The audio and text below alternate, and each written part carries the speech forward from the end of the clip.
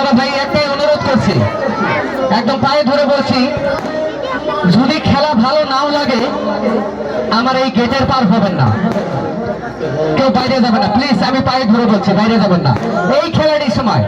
অন্তত আগের খেলাতে অন্য খেলা যদি আপনাদের ভালো লাগেনি আপনারা বাইরে যেতে পারেন, কিন্তু এখন যাবেন না প্লিজ।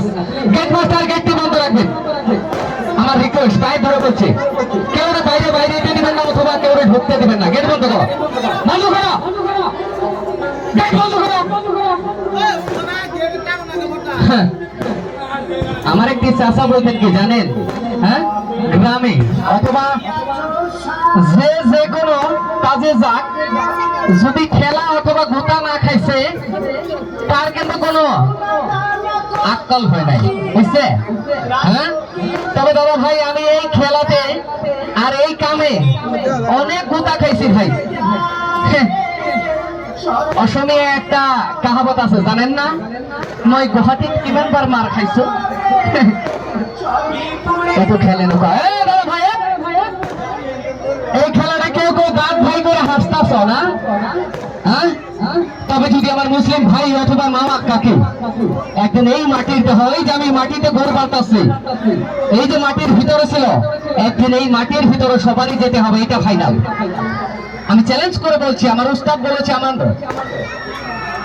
গুরু বলেছেন অথবা কিতাব বলেছেন, সেই মালিক বলেছেন সবারই যেতে হবে। কেউ ভেসে যাবে, কেউ মাটির নিচে, কেউ রাস্তায় পড়ে থাকবে, কেউ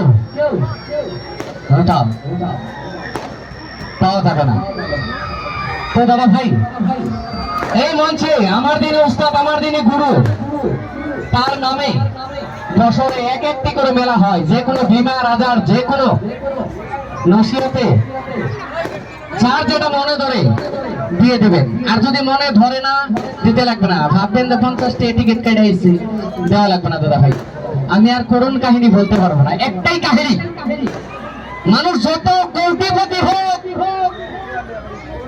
একটা না একটা কিছুর কমি আছে, একটা না একটা কিছুর কমি আছে মানুষের।